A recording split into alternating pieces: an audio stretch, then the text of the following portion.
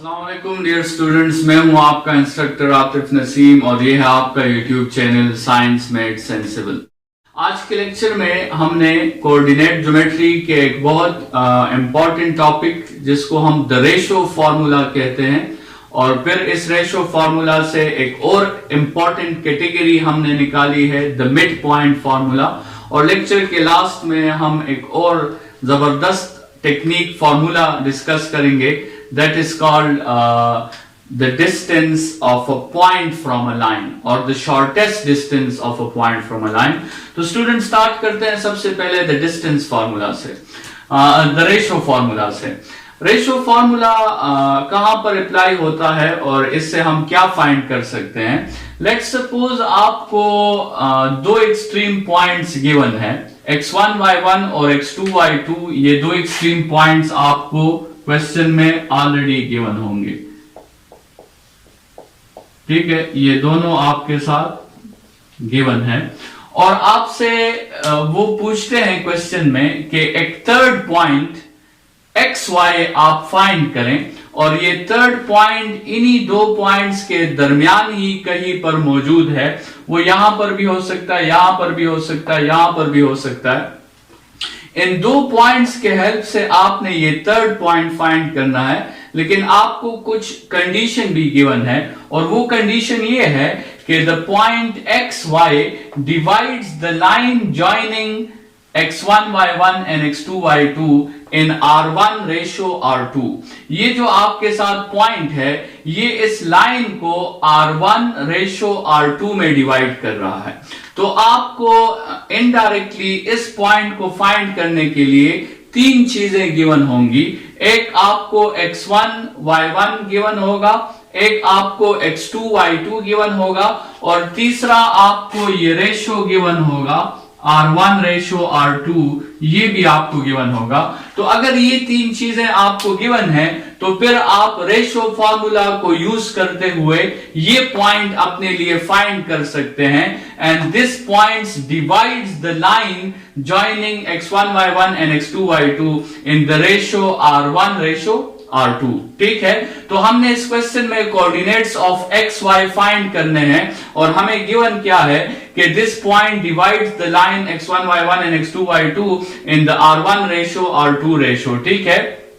तो अगर ये तीन चीजें हमें प्रोवाइडेड है तो फिर हम ये फॉर्मूला यूज करके अपने लिए वो पॉइंट फाइंड कर सकते हैं। फॉर्मूला वैसे तो लग रहा बहुत मुश्किल है, लेकिन इसको आप आसानी से याद कर सकते हैं। R1 x2 plus R2 x1, मतलब आपने R1 को x2 के साथ मल्टीप्लाई करना है और R2 को x1 के साथ मल्टीप्लाई करना है, जिस तरह आप क्रॉस मल्टीप्लिकेशन करते हैं, divided by R1 plus R2। और इसी तरह y के साथ भी आपने इस तरह करना है, R1 को y2 के साथ और R2 को y1 के साथ, divided by R1 plus R2। ये आपके साथ रेशो फार्मूला है। इनमें ये तीनों जो आपके साथ गिवन डेटा है, अगर ये आप इस फार्मूला में पुट कर दें तो आपके साथ x1 y1 xy की वैल्यू जो है वो आपके साथ आ जाएगी। And this formula is called the ratio formula.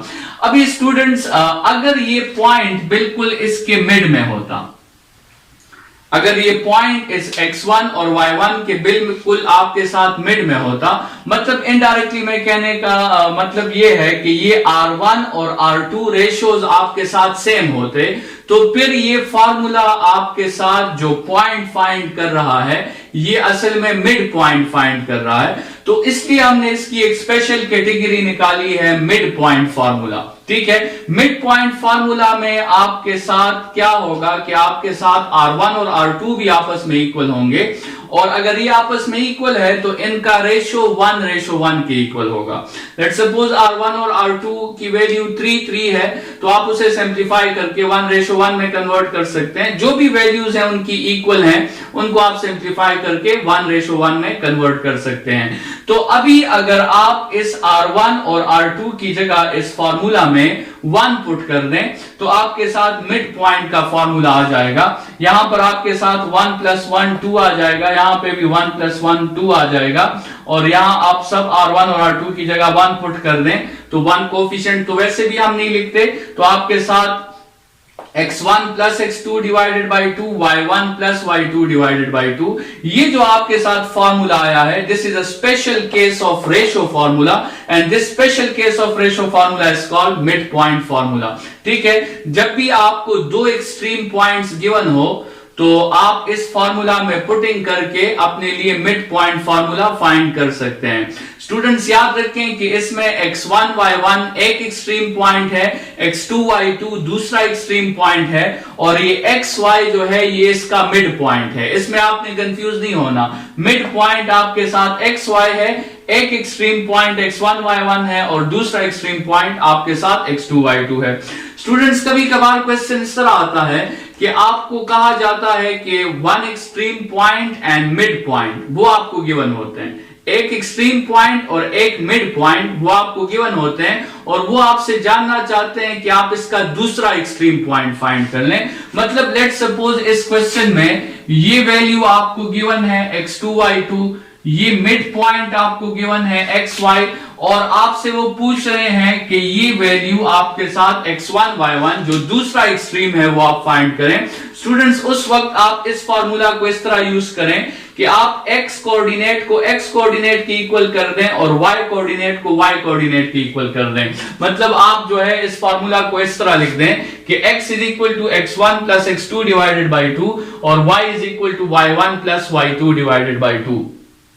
इसमें आपको बाकी सारी वैल्यूज गिवन है। इस इक्वेशन में सिर्फ एक अननोन आपके साथ x1 है, वो इस इक्वेशन से आ जाएगा, और इस इक्वेशन में अननोन सिर्फ y1 है, वो इस इक्वेशन से आ जाएगा, और आपके साथ x1 और y1 जो पॉइंट आपने फाइंड करना है वो आप आसानी से फाइंड कर सकते हैं। तो ये आपके साथ था the ratio formula and the distance formula, the ratio formula and the mid point formula. Students एक बहुत इंपॉर्टेंट फार्मूला हमारे साथ और भी है, और उस फार्मूला को हम कहते हैं the shortest distance of a point from a line.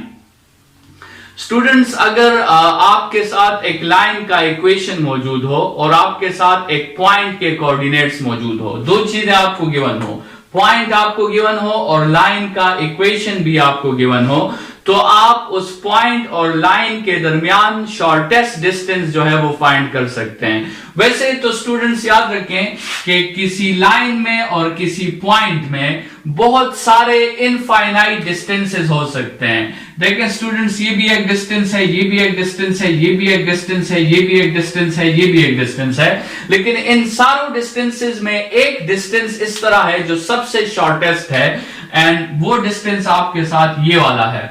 और याद रखें स्टूडेंट्स के शॉर्टेस्ट डिस्टेंस हमेशा परपेंडिकुलर डिस्टेंस होता है। तो आप इस टॉपिक को the shortest distance of a point from a line भी कह सकते हैं, या आप इसे the perpendicular distance of a point from a line भी कह सकते हैं। इसका फॉर्मूला भी डिस्कस कर लेते हैं। सबसे पहले आपने स्टूडेंट्स क्या करना है कि आपने अपने इक्वेशन ऑफ लाइन को जनरल फॉर्म में लिखना है। आपने एक तरफ पर इज इक्वल टू 0 जो है वो लाना है, और इक्वेशन का, लीनियर इक्वेशन का जो आपके साथ जनरल फॉर्म है, जो हमारे नेक्स्ट लेक्चर में अभी हम डिस्कस भी करेंगे इसे, वो आपके साथ है ax plus by plus c is equal to 0, और आपको उस पॉइंट के कोऑर्डिनेट्स गिवन है x1 y1, और आपने इस लाइन और इस पॉइंट के दरमियान शॉर्टेस्ट डिस्टेंस ये d आपने फाइंड करना है। तो आप इसके लिए ये फॉर्मूला यूज कर सकते हैं। इस फॉर्मूला में आपने करना क्या है कि आपने x और y की जगह ये कोऑर्डिनेट्स पुट कर देने हैं। आपने x की जगह x1 पुट करना है और y की जगह y1 पुट करना है, और फिर आपने इस पे मॉडुलस लेना है। मॉडुलस स्टूडेंट्स आपने इसलिए लेना है क्योंकि हो सकता है कि इस पॉइंट को पुट करने के बाद हमारा जवाब नेगेटिव आए, लेकिन हमें पता है कि डिस्टेंस हमेशा पॉजिटिव होता है। डिस्टेंस एक स्केलर क्वांटिटी है और वो हमेशा पॉजिटिव होती है, तो इसलिए हमने इस पे मॉडुलस लगाया ताकि अगर नेगेटिव साइन आ भी जाए ये मॉडुलस इसे रिमूव कर दें, और फिर आप under the root a square plus b square आपने करना है। और a और b का आपको पता कैसे चलेगा? आपके इक्वेशन में जो x का कोफिशिएंट है वो a है, जो y का कोफिशिएंट है वो b है, और जो कांस्टेंट है वो c है। लेट्स सपोज अगर आपके साथ इक्वेशन इस तरह है कि 4x minus 3y plus 6 is equal to 0। तो यहां पर आपके साथ a की वैल्यू जो है वो आपके साथ 4 है, b की वैल्यू आपके साथ -3 है और c की वैल्यू आपके साथ 6 है। तो इन वैल्यूज को और इन पॉइंट्स को आप इस इक्वेशन में पुट कर दें। ये इक्वेशन आपको the shortest distance between the point and a line वो आपको प्रोवाइड कर देगा। और इस टॉपिक के साथ ही आज का लेक्चर हमारा खत्म होता है। नेक्स्ट लेक्चर में हम इक्वेशन ऑफ लाइंस पर बात करेंगे और डिफरेंट जो है हमारे साथ इक्वेशन ऑफ लाइंस के फॉर्म्स हैं, वो फॉर्म्स हम डिस्कस करेंगे। इस लेक्चर के लिए इतना ही। Thank you students.